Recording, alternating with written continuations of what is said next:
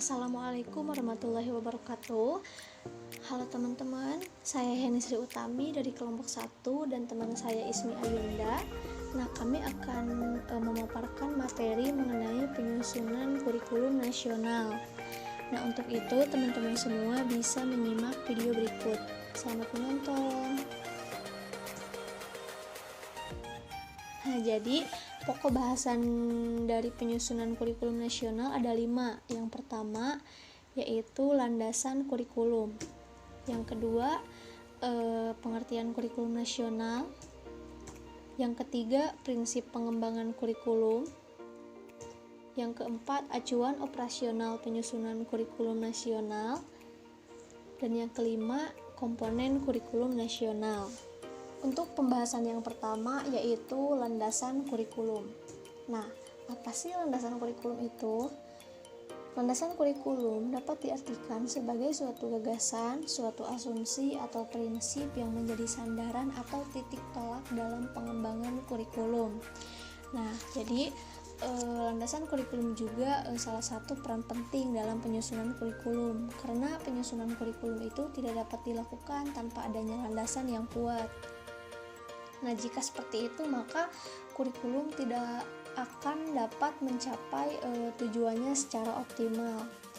Nah, dalam landasan kurikulum ada 3. Yang pertama, landasan filosofis, yang kedua, landasan psikologis, dan yang ketiga, landasan sosial dan iptek. Yang pertama yaitu landasan filosofis. Filosofis atau filsafat akan menentukan kemana peserta didik akan dibawa. Filsafat merupakan perangkat nilai-nilai yang melandasi dan membimbing ke arah pencapaian tujuan pendidikan. Nah, yang pertama yaitu penyusunan kurikulum, yaitu melalui landasan filosofis. Nah, di mana penyusunan kurikulum itu dilakukan dengan melalui asumsi-asumsi, rumusan. Nah, yang didapatkan dari berpikir secara logis, secara mendalam, secara analitis. Nah, kemudian dengan landasan filosofis juga kurikulum dapat menentukan isi atau materi pelajaran yang harus diberikan sesuai dengan tujuan yang ingin dicapai. Kemudian dengan filosofis juga kurikulum bisa menentukan strategi atau cara bagaimana suatu kurikulum. Nah, dan dengan filosofis juga kurikulum bisa menentukan tolak ukur keberhasilan suatu proses pendidikan. Nah, dalam landasan filosofis ada 5 aliran yang dikembangkan. Yang pertama yaitu aliran esensialisme.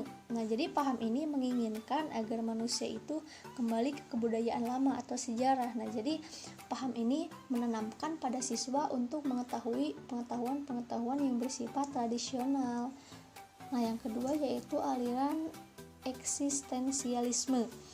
Nah, jadi paham ini memberikan kebebasan kepada setiap individu untuk mendapatkan pendidikan secara otentik. Jadi maksudnya mempunyai tanggung jawab dan kesadaran sendiri. Jadi individu itu bebas menentukan mana yang benar dan mana yang salah. Nah, jadi eksistensialisme ini bersifat relatif. Nah, dan yang ketiga yaitu ada perennialisme. Nah, aliran ini memandang bahwa pendidikan itu harus didasari pada nilai-nilai kultur masa lampau. Nah, karena aliran perennialisme ini beranggapan bahwa kehidupan modern seperti saat ini banyak menimbulkan krisis di berbagai bidang kehidupan. Nah, jadi menurut aliran ini pendidikan itu harus didasari pada nilai-nilai kultur pada masa lampau. Kemudian yang keempat ada progresivisme. Nah, jadi pada paham progresivisme, jadi yang diutamakan yaitu pengembangan peserta didik yang aktif. Kemudian yang kelima ada rekonstruktivisme. Aliran ini menekankan pada proses pemecahan masalah, berpikir kritis, dan sejenisnya. Nah, yang selanjutnya yaitu landasan psikologis. Landasan psikologis berpengaruh penting dalam penyusunan kurikulum, karena kurikulum harus menyesuaikan dengan kondisi psikologis peserta didik agar upaya pendidikan yang dilakukan dapat menyesuaikan dengan hakikat peserta didik. Nah, jadi landasan psikologis juga berperan penting dalam penyusunan kurikulum, karena kurikulum itu kan alat untuk mencapai tujuan pendidikan. Nah, dan pendidikan itu sendiri berhubungan dengan proses belajar peserta didik. Nah, di mana peserta didik adalah individu yang sedang mengalami proses perkembangan baik dari segi fisik, mental, moral, dan lain sebagainya. Nah, maka dari itu penyusunan kurikulum harus mempertimbangkan kondisi psikologis peserta didik agar sesuai dengan hakikat peserta didik.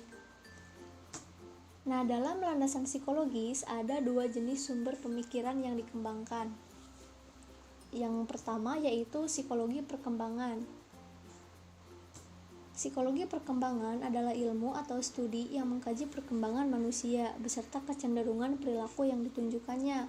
Nah, jadi pentingnya pemahaman psikologi perkembangan yaitu untuk mengetahui bahwa peserta didik itu memiliki atau mengalami tahapan atau masa perkembangan tertentu yang berbeda-beda. Kemudian dengan memahami psikologi perkembangan, guru bisa mengarahkan peserta didik ke arah yang lebih positif, karena pada masa perkembangan anak sedang menentukan untuk keberhasilan atau kesuksesan hidup mereka. Nah, kemudian dengan pemahaman psikologi juga bisa membantu mempermudah dalam melaksanakan tugas-tugas. Misalnya pada saat memberikan solusi untuk memecahkan suatu masalah yang dihadapi oleh peserta didik. Nah, yang kedua yaitu ada psikologi belajar. Psikologi belajar adalah suatu pendekatan atau studi yang mengkaji bagaimana manusia umumnya melakukan proses belajar. Nah, jadi psikologi belajar ini lebih ke proses belajar peserta didik. Nah, yang selanjutnya ada landasan sosiologi dan iptek. Kurikulum harus dikembangkan dengan didasarkan pada norma-norma sosial atau budaya, karena pendidikan akan menjadi pewaris budaya dan sekaligus berfungsi mengembangkan kehidupan sosial maupun budaya ke arah yang lebih baik sesuai dengan perkembangan dan tuntutan masyarakat yang berbudaya. Nah, jadi pendidikan itu adalah proses budaya dan manusia yang mendidiknya juga adalah manusia yang berbudaya. Nah, jadi yang senantiasa akan mengembangkan kebudayaannya sendiri. Maka dari itu kurikulum perlu menyesuaikan dengan berbagai budaya yang ada di masyarakat. Nah, kemudian sosial. Nah, sosial juga mempunyai pengaruh yang sangat penting dalam kurikulum, karena kita tahu bahwa masyarakat itu adalah makhluk sosial yang senantiasa akan selalu mengalami perubahan atau bersifat dinamis. Maka dari itu kurikulum juga harus bisa bersifat dinamis agar bisa menyesuaikan dengan perubahan yang terjadi di masyarakat. Kemudian kurikulum harus terus-menerus diperbaharui agar isi dan strategi dalam kurikulum sebagai alat pendidikan tidak menjadi usang dan berimbang dengan perkembangan zaman. Nah, jadi sekarang ini pendidikan sedang dihadapkan dengan perkembangan ilmu pengetahuan dan teknologi yang berkembang pesat. Nah, yang menyebabkan segala sesuatu itu menjadi lebih canggih. Nah, tetapi di balik itu semua pasti ada dampak negatifnya.